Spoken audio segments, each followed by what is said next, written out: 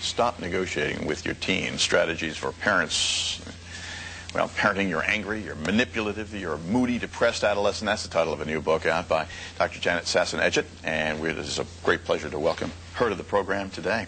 Thank you, David. You know, it is great to have you here as a parent. The difficulty comes, of course, in drawing that line.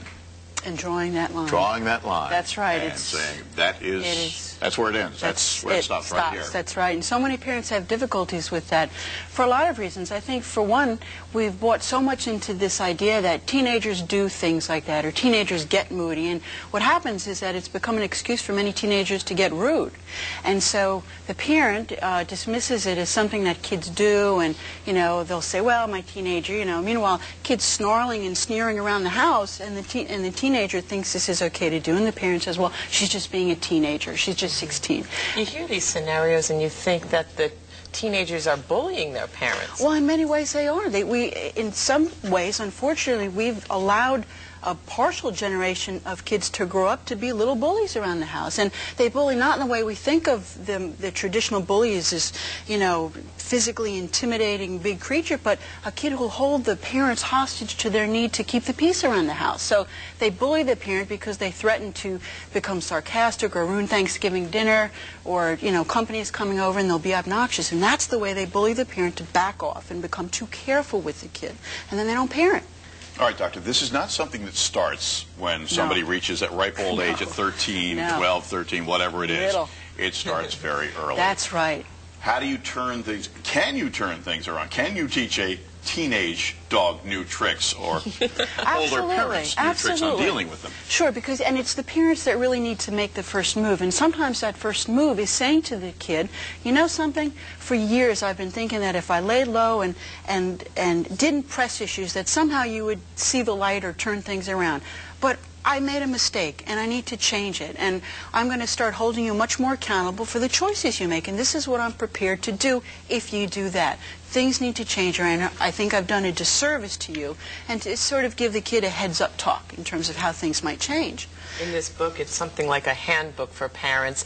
What do you want parents to know about establishing their own credibility with their children? Well, that's a great question, Gillian. Too many parents lose credibility because they try and get the teenager to do what they think the teenager should do by trying to gain their approval or trying to be their best friend. They feel that they've lost a parental authority and an influence to affect their behavior that way. So they try and, you know, buddy up with them. That's one way they lose credibility. Other ways that they lose is by being too careful, by being so worried about what words they say that they end up saying nothing at all, or worrying that if they say the wrong thing or upset the teenager, that the teenager will become more belligerent and boisterous around the house. And then they say, well, you know, either I don't know how to deal with that, or it'll just make things worse, or I have his siblings to worry about, my other children. I don't want them to see that kind of violence or upset, so I'm just going to not do anything right now. But what happens is right now becomes next week and next month too, and then the kid just rules the roost.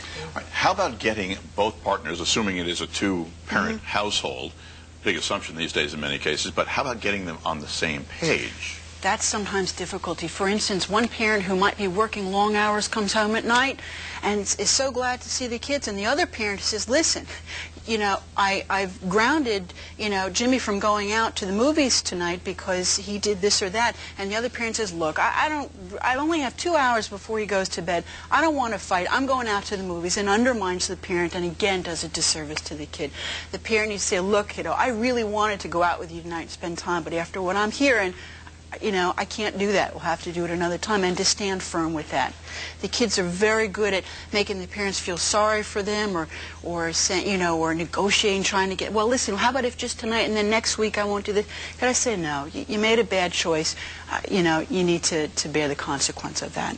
What's not clear is, are teenagers different today than they were in the past? Are they more spoiled? I think they are. I think they're indulged. I think we've become very child-oriented as a society, and I think that's a good thing, but without the appropriate guidelines in terms of how can I build a child, a character who's also responsible for him or herself and has a sense of community, a sense of other-mindedness, a sense of responsibility and accountability for decisions. I think it's turned the corner and become too much indulgence, too much protection, too much micromanagement, and the kid forgets his homework. Here, I'll bring you to school because I don't want you to get a bad grade. Well, maybe the kid needs to get a bad grade. Maybe the kid needs to forget lunch. Maybe the kid needs to not be driven to this place and to that place and has to explain to the coach why he can't be part of the team. Well, because he messed up and the parent doesn't rescue. We're too quick to want to build high-achieving kids who are going places, but we're forgetting to build the other side of their character, which is about responsibility and accountability and generousness. Well, I think this book goes a long way in helping parents in that regard. It really does. It really does.